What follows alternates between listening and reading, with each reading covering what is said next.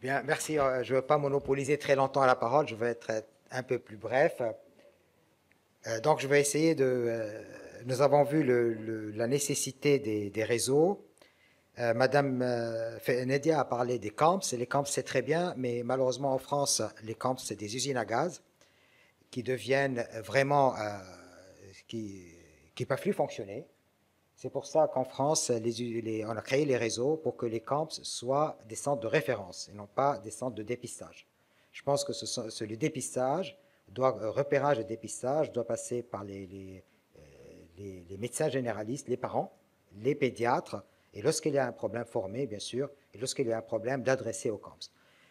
Donc, je veux parler des troubles des apprentissages parce que, comme l'a dit Nedia, les camps, par définition, c'est jusqu'à l'âge de 6 ans. Et après, ces enfants, ils sont perdus de vue. Et moi, je vois des enfants à 8-9 ans, ben, on est sorti du camp, ça ne nous a rien dit. Et mon enfant est en grand échec scolaire. Qu'est-ce que je fais?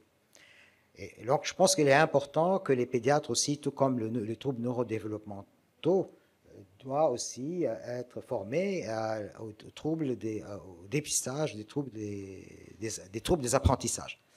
Et ces troubles des apprentissages, bien sûr, c'est avec les parents, mais aussi avec les médecins scolaires. Je pense qu'il ne faut pas oublier les médecins scolaires qui sont un chaînon important du suivi du nouveau-né vulnérable. Donc, c'est quoi les troubles des apprentissages? Quand on a des troubles des apprentissages, ben, ça aboutit à des retards scolaires. Et ça, effectivement, les camps ne les voient pas parce ils s'arrêtent à 6 ans avant l'âge scolaire. Et ces troubles, ces retards scolaires sont d'autant plus importants que l'enfant est né plus prématuré. Et vous voyez qu'à peu près 65% à l'âge scolaire, 8-9 ans, je ne parle plus maintenant de 5-6 ans, je parle au-delà, vers 8-9 ans, 65% des enfants grands prématurés avaient des troubles des apprentissages scolaires contre 13% des enfants nés à terme. Donc c'est vraiment un problème, là encore, de santé publique qu'il est important de savoir dépister, orienter et là encore prendre en charge. Alors là encore, c'est une méta-analyse récente, c'est vraiment sur plus de 60 000 enfants prématurés qui ont été suivis. Vous voyez que ces enfants nés prématurés ont des problèmes de lecture, ont des problèmes de mathématiques, ont des problèmes d'orthographe à l'école, et vous voyez que ça persiste à l'âge adulte, puisque vous avez ces jeunes adultes à l'âge de 18 ans, on garde ces problèmes d'apprentissage. Et effectivement, ça va aboutir à l'échec académique et à une mauvaise insertion sociale. Quand on n'a pas effectivement une bonne scolarité, on sait maintenant qu'on est très exigeant dans la vie professionnelle. Donc, ces enfants prématurés, un QI global ne veut rien dire. Ils ont un déficit du QI global, mais il faut aller plus loin pour savoir dans quel domaine ils sont atteints. Et vous voyez qu'ils sont atteints aussi bien dans le QI de performance et le QI verbal qui va ensemble. Donc, la majorité des prématurés, ils ont une efficience cognitive, ils sont dans la norme, hein, sauf ceux qui ont des maladies génétiques, qui ont autre chose, ou qui ont des lésions cérébrales. Mais la majorité, vous voyez, elle a un quotient intellectuel qui est supérieur à 85, donc ce n'est pas tellement le problème du QI qui est le problème important, donc ça peut leur permettre d'aller à l'école, hein, ça leur permet d'aller à l'école et de réussir. Mais par contre, il y a des écarts. Hein. Le QI n'est pas aussi performant chez un nouveau-né global, je parle du QI global, que chez le nouveau-né prématuré. Et cet écart est de 10 à 15 points de QI entre les moins de 32 semaines et le nouveau-né à terme. Bien sûr, quand on parle de 10 à 15 mois, c'est quelque chose de collectif, ce n'est pas individuel. Bien sûr, ça peut varier de plus ou moins chez un individu. Et là encore, plus l'enfant est né grand prématuré, plus cet écart est important. Donc, les apprentissages, les troubles des apprentissages et la prématurité, c'est dû à quoi? C'est dû à ce qu'il y ait cet enfant né prématuré a des difficultés multiples qui vont l'empêcher à avoir une scolarité normale. Et plus les tâches vont devenir importantes, parce qu'effectivement, à 5-6 ans, les tâches sont simples. Hein, à 7-8 ans, les tâches vont devenir plus importantes. Et plus, à ce moment-là, les troubles des apprentissages vont apparaître. Donc, il ne faut pas s'attendre à ce que ces troubles des apprentissages, on puisse les dépister très tôt. Il faut vraiment, c'est un problème d'école, c'est un problème de médecine scolaire, de parents, et vous pédiatres, du développement à pouvoir répondre à ces questions. Donc, ils ont des déficits multiples, ils ont des déficits attentionnels, et on verra un peu, et même chez des enfants qui sont indemnes de toute lésion cérébrale, hein, visible, à l'IRM. Ils ont des troubles de l'attention, ils ont des troubles de la mémoire, ils ont des troubles de la lecture, de mathématiques, du raisonnement. Et comme je l'ai dit tout à l'heure, ils gardent des troubles du comportement oppositionnel, attention à hyperactivité et régulation émotionnelle. Tous ces problèmes, il faut savoir les dépister aussi parce qu'ils interfèrent dans l'apprentissage scolaire. Donc, quand on prend le langage et prématuré, là encore, c'est des méta-analyses. Hein, vous voyez que globalement, les prématurés, ils ont moins 0,5 déviation standard dans l'échec du langage simple, mais aussi dans l'échec du langage complexe. Et bien sûr, cette aggravation avec l'âge, bien sûr, avec le niveau scolaire, plus on va leur demander des choses plus compliquées à faire, plus on va mettre en évidence ces troubles du langage. Et ce trouble du langage peut être détecté très tôt, hein, peut-être au moment du babillage déjà. Méfiez-vous d'un nourrisson qui ne babille pas. Je pense que ça, c'est un signe prémonitoire aussi des troubles du langage. Lorsqu'à 2 ans, vous avez un stock lexical qui est pauvre, ou un encodage syntaxique qui est pauvre. Lorsqu'à 3-4 ans, et ça vous pouvez le reconnaître, lorsqu'il y a une morphosyntaxe, c'est-à-dire la longueur des phrases, il n'arrive pas à la faire.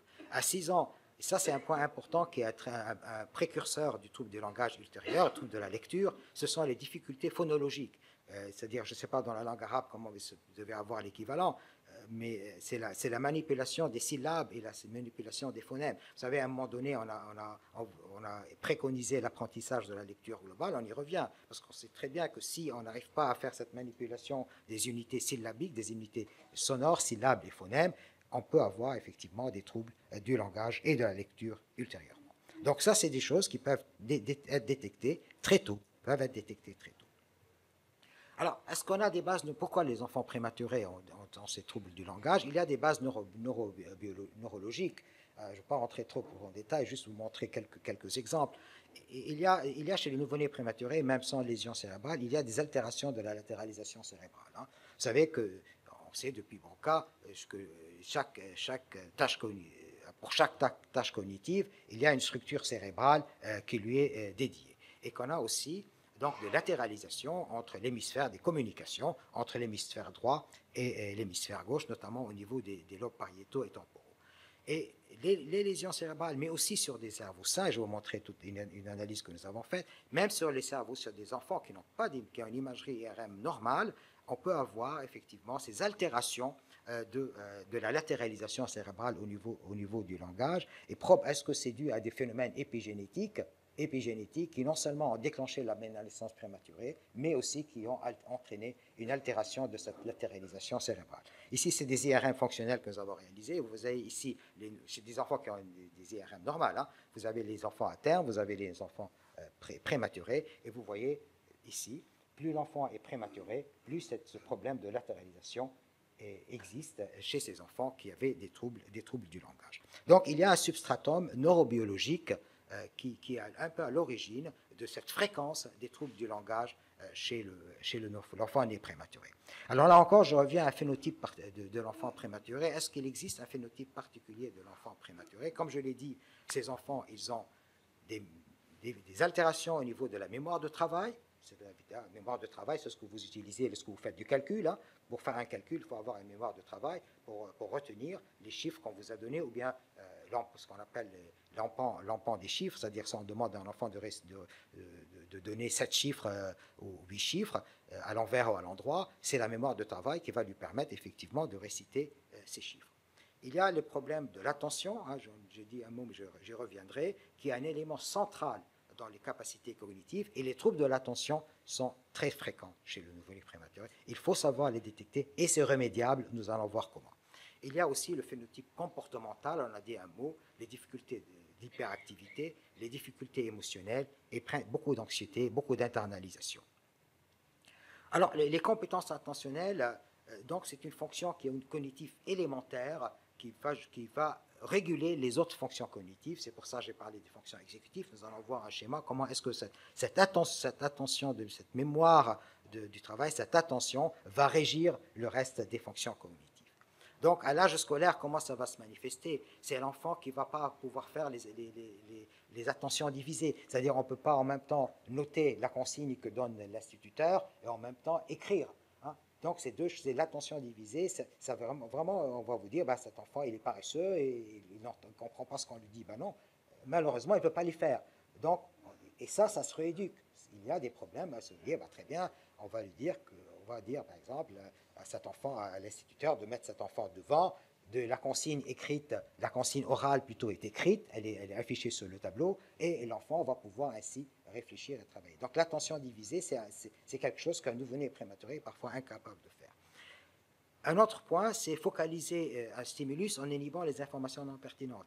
Un enfant, lorsque vous faites, lorsque vous, là je parle, si quelqu'un parle à côté, j'inhibe la parole de la personne qui parle à côté pour que je reste focalisé sur ce que je dis. Et l'enfant prématuré, lorsqu'il y a une voiture qui passe devant la classe, ou donc il n'arrive pas à inhiber ces stimuli parasites qui viennent ainsi perturber son attention, sa focalisation attentionnelle. Là encore, ces stratégies attentionnelles, elles sont beaucoup moins complexes que chez le nouveau-né prématuré, que chez le nouveau-né à terme, puisque là, ça intervient dans la lecture et l'arithmétique. Difficulté aussi pour le traitement des consignes orales et de la lecture, et fréquence, on l'avait dit, du TDAH. Alors, la stratégie attentionnelle chez le nouveau-né prématuré est différente. Le nouveau-né prématuré, même indemne, comme on a vu pour le langage oral, pour l'attention, le nouveau-né prématuré a une stratégie attentionnelle qui est différente de celle du nouveau-né à terme. Très probablement, c'est dû à un effet matérationnel de son cerveau. Ici, ce sont des travaux que nous avons faits il y a déjà plusieurs années. Nous avons pris donc un groupe d'enfants de nouveau-nés prématurés et un groupe avec un QI normal, KABC, identique entre le nouveau-né prématuré et le nouveau-né à terme. Nous avons corrigé pour toutes les variables sociales et autres, et nous avons fait ce qu'on appelle donc des tâches de potentiel évoqué cognitif, des tâches auditives pour savoir un peu quelle est la stratégie attentionnelle qu'ils vont développer. Je ne veux pas trop rentrer dans les détails, mais ce qu'on a pu déterminer déjà à l'âge de 5 ans, que ces enfants ont une stratégie attentionnelle qui est différente. C'est comme si un enfant prématuré a besoin de plus d'efforts intellectuels pour arriver au même résultat que l'enfant qui est né à terme. Donc, ça explique un peu que ces enfants, en pratique, en classe, auront besoin d'un temps supplémentaire pour effectuer la même tâche, ou des cours spécifiques après. Donc, déjà, physiologiquement, leur connexion cérébrale, déjà les désavantages, ils ont une stratégie attentionnelle différente, ils arrivent au même but, mais ils prennent un trajet beaucoup plus long entre les nouveau-nés prématurés et les nouveau-nés à terme. Et ces enfants, lorsqu'on les voit à 9 ans, ils ont ce qu'on appelle les générateurs de la trouble, c'est-à-dire les centres de traitement de l'information auditive sont immatures. Ah, vous voyez ici, vous voyez ici le nouveau-né à terme, ici vous avez le nouveau-né prématuré. Donc on a une immaturité ici au niveau du lobe frontal. Le lobe frontal, on va parler tout à l'heure, c'est le lobe des fonctions exécutives. Et ensuite, nous avons des immaturités au niveau du lobe temporal. Donc déjà, ils ont une connectivité qui est différente et qui fait qu'ils traitent l'information auditive d'une façon différente que le nouveau-né à terme. Alors le deuxième point qui a aussi fait la particularité du prématuré, c'est l'inhibition.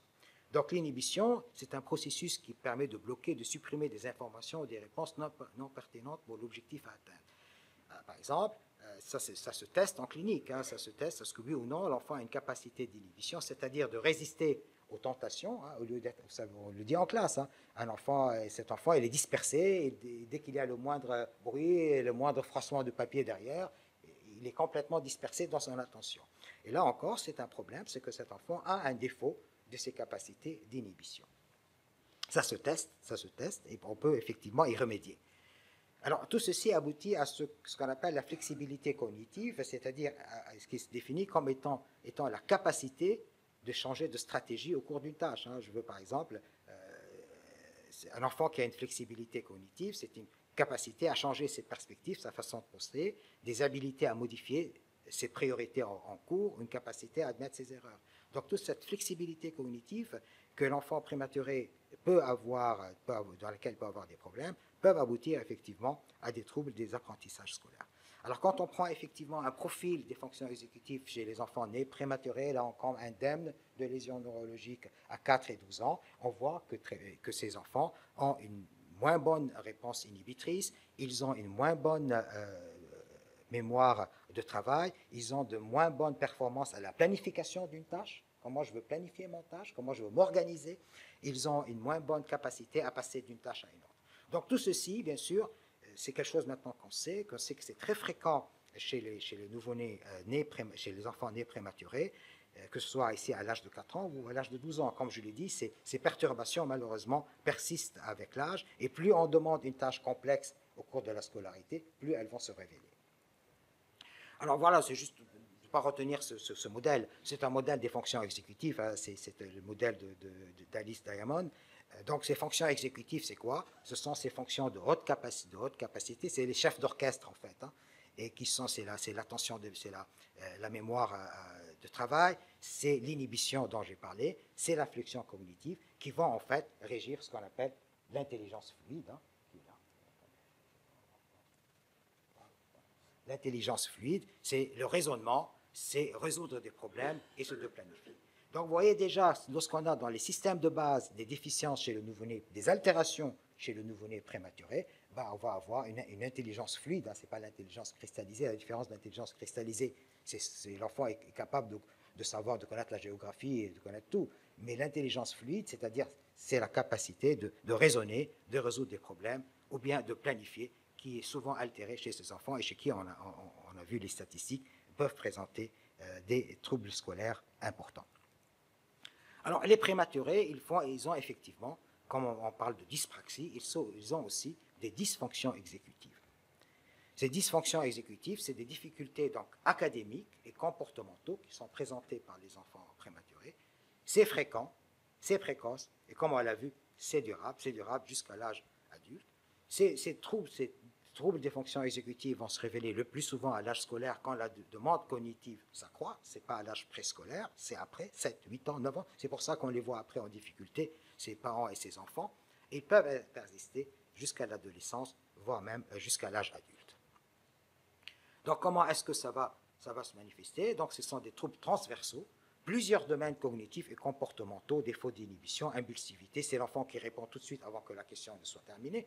Hein, c'est des problèmes de raisonnement, de la hiérarchisation, de la sélection, de graphisme. Tout ceci est lié. La dysgraphie qui est fréquente. On sait que chez les enfants, l'écriture rapide et impulsive, on n'arrive pas à lire ce qu'ils ont écrit parce qu'ils ont écrit tellement vite qu'on n'arrive pas à les déchiffrer. Interruption dans le langage, répond avant que la question ne soit finie. Gestes impulsifs sans projet construit. Des problèmes de mémoire à long terme, c'est la fixation des items et surtout à court terme qu'il va l'utiliser, dont il en a besoin pour faire les calculs. Donc, quand on prend effectivement, là encore, des méta-analyses et des dysfonctions exécutives chez les enfants qui sont nés prématurés, là encore, on voit qu'il y a une différence de groupe par rapport au groupe contrôle, donc ils sont plus déficitaires. La mémoire de travail est plus déficitaire et la flexibilité mentale est plus déficitaire. Tout ce groupe qui constitue les fonctions exécutives. L'inhibition est aussi déficitaire et la planification l'est aussi. Donc, ces dysfonctions exécutives, comme je l'ai dit, persistent à l'adolescence, dans le domaine verbal, de l'attention, de la flexibilité, de la planification, et à l'âge adulte, là encore, dans les fonctions exécutives qui impliquent la flexibilité, l'inhibition, et ceci indépendamment du quotient intellectuel, du sexe et de l'âge. Donc, une fois qu'on a dit ça, une fois qu'on a repéré ces troubles, donc j'étais un peu vite sur les bases neurobiologiques, est-ce qu'on peut faire quelque chose? Est-ce qu'on peut faire quelque chose pour ces enfants que vous allez repérer dans votre cabinet? Parce que les parents se plaignent, mon enfant, il est paresseux, il ne fait rien, il dérange la classe, il dérange tellement qu'on le met à l'arrière de la classe. Qu'est-ce qu'on peut faire pour cet enfant? Donc, juste quelques informations. Donc, on peut améliorer les fonctions exécutives, ça ne s'enseigne pas les fonctions exécutives, hein. Ce n'est pas en disant bah, tu vas écrire comme ça, ça ne s'enseigne pas. Il y a deux approches, comment est-ce qu'on peut les améliorer. Il y a une approche qui est dite bottom-up, c'est-à-dire qui consiste à faire des entraînements intensifs de la fonction altérée, c'est-à-dire des troubles de la mémoire de travail. Vous savez, vous connaissez bien tous ces logiciels qui vont pour essayer de fortifier la mémoire. Et aussi, il y a ce qu'on appelle une approche métacognitive, c'est-à-dire faire réfléchir l'enfant sur ses difficultés. Et ça, c'est beaucoup plus rentable que l'approche de travail intensif. Alors voilà à quoi ça ressemble. Donc la réponse, la remédiation métacognitive que vous-même, je pense que ça c'est là que le dialogue, on a parlé tout à l'heure de concertation entre le pédiatre et l'instituteur et l'école. Je pense qu'il faut aller à la rencontre de ces instituteurs pour pouvoir discuter avec eux, voir un peu les problèmes. Ça c'est un problème fondamental. C'est apprendre à l'enfant comment il fonctionne. Hein. Vous avez des troubles de l'attention. Avant de répondre d'une façon intensive, tu sais que tu as des troubles de l'attention, tu vas t'arrêter. Je m'arrête, je réfléchis, je regarde, j'écoute.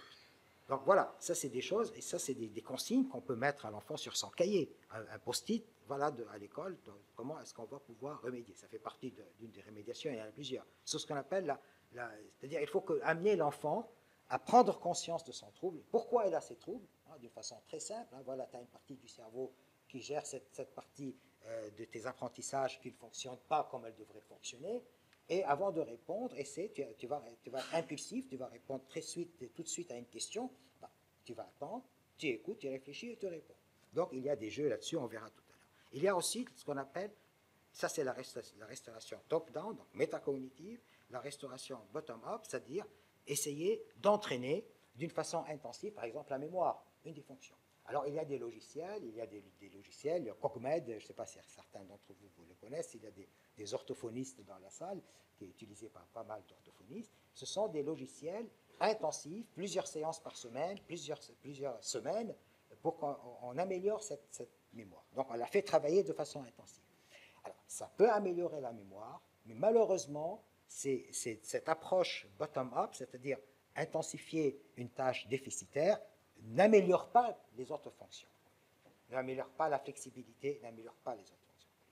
Donc, il y a les deux. Bien sûr, un enfant qui a des problèmes de la mémoire du travail, on va le faire, on peut très bien utiliser ce logiciel, qui est le logiciel Cogmed, donc faire travailler sa mémoire, mais tout en aussi fortifiant, il faut fortifier cette approche métacognitive, le faire prendre conscience de son problème et lui dire voilà comment je dois faire.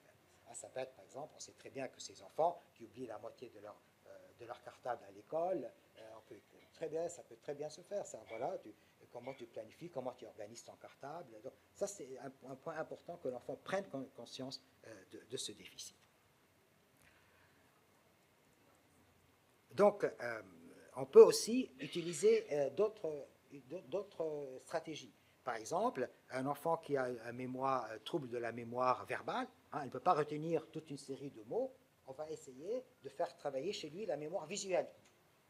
Hein, par exemple, quand on prend cette série de mots, je ne sais pas si vous pouvez répéter tout le mot à droite, de citron jusqu'à glace, de chronométrer combien de temps vous allez retenir, et répéter ces mots. Moi, je suis incapable de le faire. Par contre, si on veut leur donner une série de mots associatifs, par exemple, voilà, mon vélo est rouge, le chocolat est noir, le journaliste a un livre, on peut ainsi retenir, on peut ainsi retenir plus facilement, donc parce qu'on a associé, on a une mémoire visuelle et une mémoire de travail, on fait une association et on peut ainsi améliorer, et ça c'est des choses, des stratégies qu'un instituteur, que des parents peuvent utiliser pour améliorer les apprentissages de ces enfants.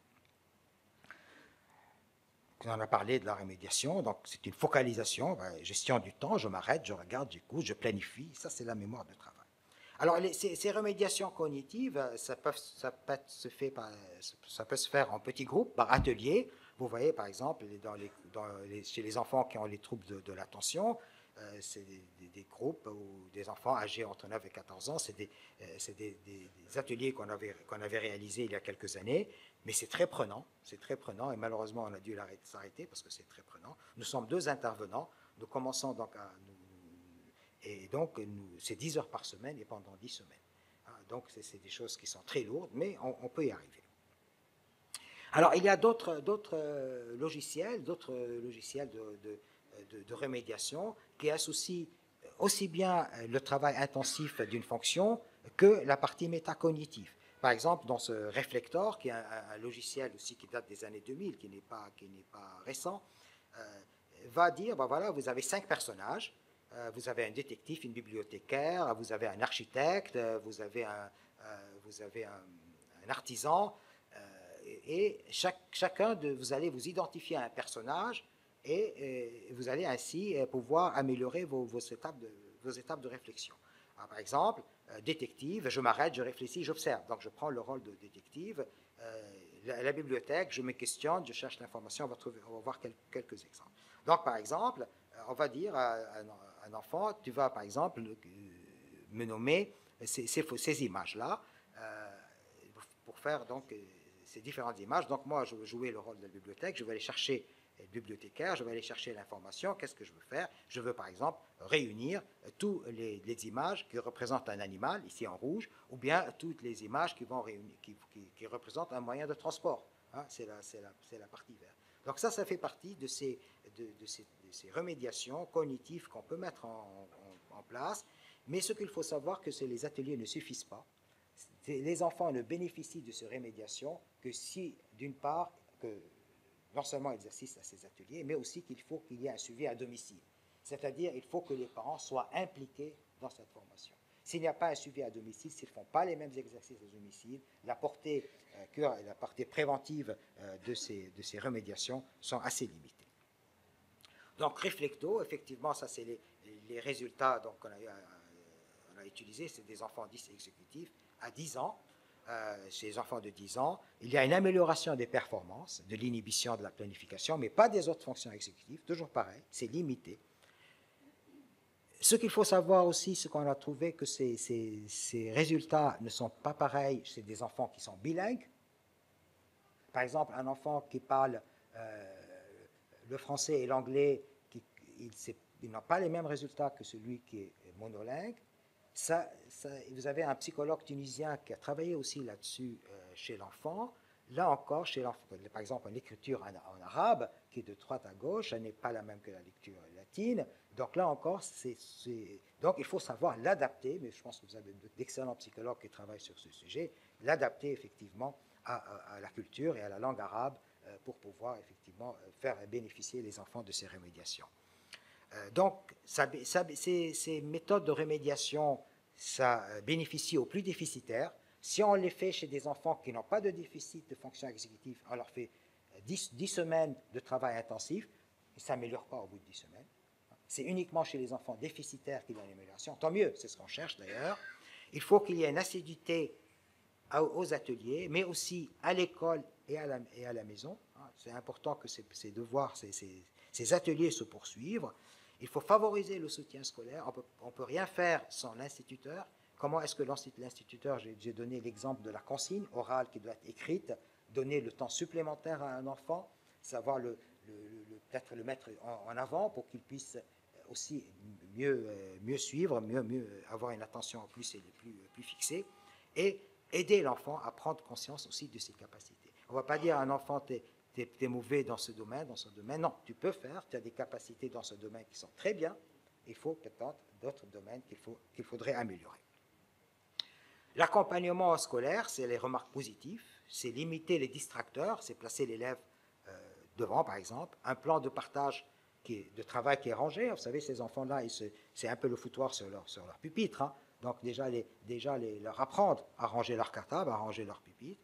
Favoriser l'attention, c'est un contact visuel qui est fréquent entre l'instituteur et l'enfant, le regarder, le fixer dans les yeux pour lui donner une consigne, fixer son attention, répéter les consignes, gestion de la tâche et du temps, et organisation, bien sûr, des routines, des fiches. On veut lui donner des fiches, voilà ce que tu vas faire, comment tu vas organiser ton cartable, tu vas organiser ton bureau, et chaque fiche étant de couleurs différentes, le cartable, le bureau, l'attention, ainsi de suite.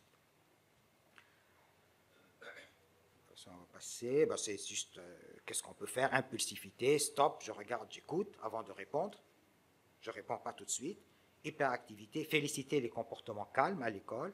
Interruption verbale intempestive, là encore essayer de mettre un peu de l'ordre. Mémoire de travail, comme je l'ai dit, laisser la consigne au tableau, répéter. L'enfant se fatigue, comme on l'a vu, dans l'attention. Physiologiquement, cet enfant prématuré va se fatiguer. On va lui laisser un peu plus de temps pour essayer d'intégrer et de répondre aux questions. Donc, là encore, le repérage doit être précoce. Le repérage doit être fait par l'enseignant, le premier repérage. Ça doit être fait aussi par par les parents. Il y a des questionnaires que vous, pédiatres, vous pouvez, lors de votre consultation, donner aux parents et l'envoyer à l'instituteur chez un enfant pour qui il y a des troubles des apprentissages. Il y a donc des interventions qui peuvent se faire dès la néonatologie. On sait très bien, par exemple, que l'autorégulation, c'est-à-dire savoir s'inhiber, c'est ça l'autorégulation, savoir s'inhiber d'un enfant né prématuré. Déjà, les unités kangourous, déjà, vous savez que le pot à pot améliore l'autorégulation physiologique, ils ont une fréquence cardiaque qui est plus stable, ils font moins d'apnée, moins de désaturation, et on pense aussi, et ça a été prouvé par certaines études, que ça améliore aussi l'autorégulation de l'enfant, c'est-à-dire que ça améliore son processus d'inhibition. Donc ça améliore les performances des fonctions exécutives. Le rôle de l'allaitement maternel, mais je pense que l'allaitement maternel est assez étendu ici, assez en Tunisie. Je vois Fatma qui dit non. Le rôle de l'allaitement maternel, le sein, tout ça, c'est quelque chose aussi qui a été démontré que ça peut améliorer. Sur quelques études, hein, mais même si c'est quelques études, c'est des choses qui, même si elles n'améliorent pas, elles sont bénéfiques. Donc, en conclusion, et donc, excusez-moi, je voulais terminer vite pour ne pas manger trop de temps. Donc, ces troubles des apprentissages, ces dysfonctionnements exécutifs doivent être dépistés précocement. Ces enfants, ils ont un QI qui est normal, hein, dans la majorité des cas. En préscolaire, qu'est-ce qu'on peut faire? Comment est-ce qu'on peut les dépister? Les troubles du comportement, le langage, les questionnaires parentaux, les crèches, les PMI qu'il ne faut pas oublier, le médecin scolaire, le médecin référent du réseau. En scolaire, c'est les questions parents-institut. Et le suivi, comme je vous l'ai dit, doit être poursuivi. Et je pense que ça, malheureusement, le pédiatre ne le faisant pas souvent. Les parents, l'enfant ne vient plus nous voir lorsqu'il est adolescent. Et je pense qu'on est plus capable, enfin, on est mieux formé que le médecin généraliste de pouvoir suivre ses enfants à l'âge de l'adolescence, surtout lorsqu'il pose ces problèmes, des troubles de l'apprentissage. Les places des interventions, je vous ai donné 2 stratégies. Quand vous voyez, ces stratégies n'améliorent pas tout. Il y a probablement place à des stratégies plus complexes qui allient aussi bien la métacognition que la fortification d'un domaine déficitaire comme la mémoire. Je vous remercie.